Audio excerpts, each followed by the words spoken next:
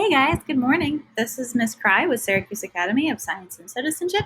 We're going to talk about changing states of matter. So matter is anything that takes up space, and it is made up of tiny particles, so tiny we can't see with our own eyes. But everything around us is made of matter. Whether you see it or you don't, there's always matter around us in everything that we touch, even in our own bodies. Matter can come in different states or forms, such as solids, liquids, and gases. Different types of energy, including heat energy, can change matter. Matter can change states through freezing, melting, evaporation, and condensation. So freezing is the change from a liquid to a solid, normally very, very cold, from a room temperature liquid to a very cold solid. And a common example of this would be when liquid water turns into ice cubes after being put into a freezer. But in order for this liquid to freeze, it has to be at least 32 degrees Fahrenheit or colder. So in order for liquids to turn into what we see here, which would be ice, it needs to be very cold. So that's 32 degrees Fahrenheit or 0 degrees Celsius. Melting is the change from a solid to a liquid. So the opposite, a common example of this would be ice cream on a hot day, especially summertime now. It's getting really hot. So if you take too long to eat ice cream, it will start to melt or melt completely and get very warm. So this is a picture of ice cream. You just got it from the ice cream place. It's very chilly inside or wherever the ice cream came from. But when you leave it too long, or if it's a really hot day that we can't control, you might want to put the ice cream in a dish because then it'll trap the melted ice cream and you can eat it with a spoon. Evaporation, we've heard before in the water cycle. It's the change from a liquid to a gas. A common example of this is hot tea or coffee. So iced coffee or cold tea, you never see it changing from a liquid to a gas or releasing water vapor because it's so cold. But with hot coffee or hot tea, you see steam coming up, and it's actually water vapor that's being released from this liquid. It's changing from a liquid to a gas. Condensation is the change from a gas to a liquid.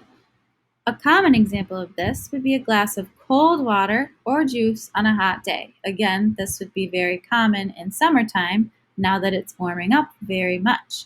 So you can see the little water droplets have formed on the outside of this jug of water because it's so hot. Energy. Different kinds of energy can cause matter to change states. So when you add heat to a substance, it changes what the matter is. When a tea kettle full of liquid water is put on a stove, the temperature begins to rise. Particles gain more energy and are able to move and spread out more. So the more energy the particles gain, the faster they're going to be able to move around. So this is evaporation. When the water inside the tea kettle, it gets so warm, the molecules start moving around quicker because it's gaining more energy and it's getting hotter. So this is turning from a liquid to a gas, and you can see the steam coming out. Heat causes the temperature of the substance to increase and particles to gain more energy. Okay, our first form of matter, solids. Solids have a definite shape and volume.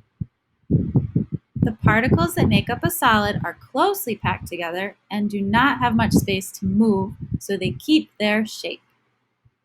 They cannot be squashed. They are rigid, which they're fixed into a shape and have a fixed volume. Let's go back to an example of pouring liquid water into an ice cube tray. When you put it in the freezer, the liquid water eventually changes to ice, which is a very cold solid. This is a picture of ice. you see that the structure is very close together. These molecules are right next to each other. So it can't move very well, but once it transitions over to a different state of matter, it's going to change the structure. So solids don't move and they're very structured. Particles slow down and become more packed together. This causes liquids to change into solids.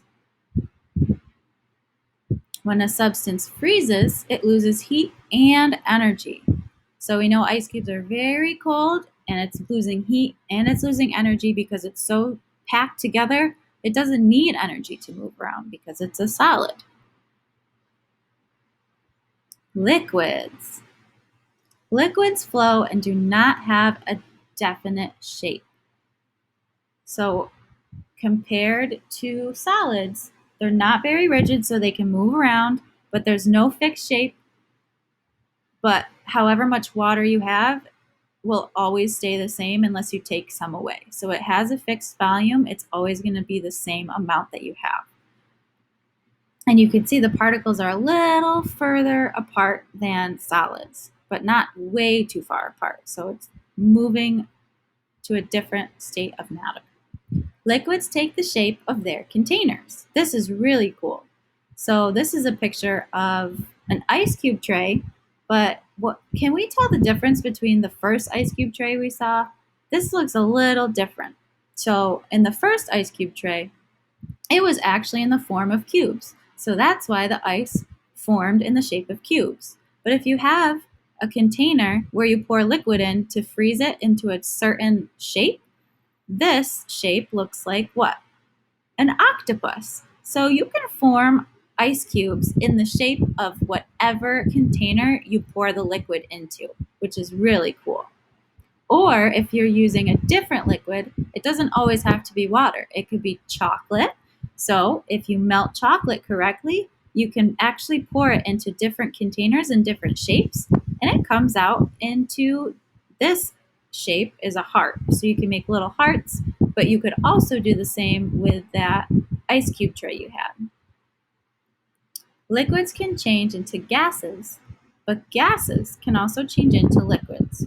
So examples of this that we talked about a little bit were evaporation, liquid turning into gas, or condensation, when a gas turns into a liquid.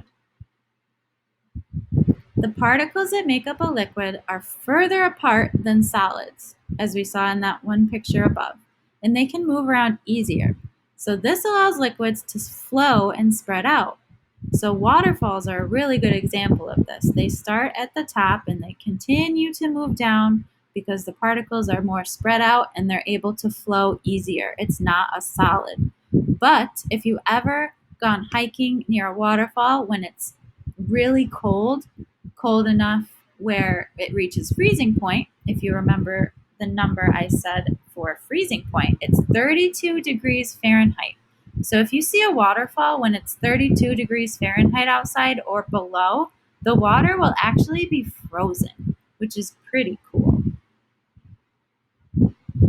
And our last state of matter is a gas.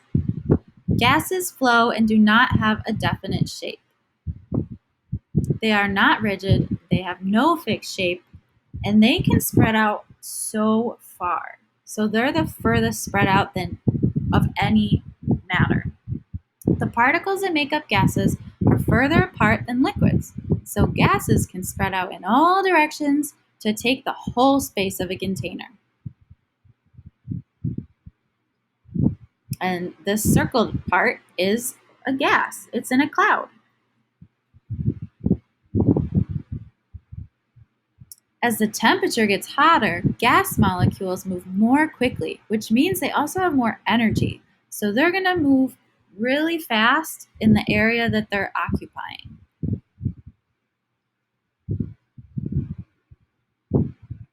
And this is just an overview.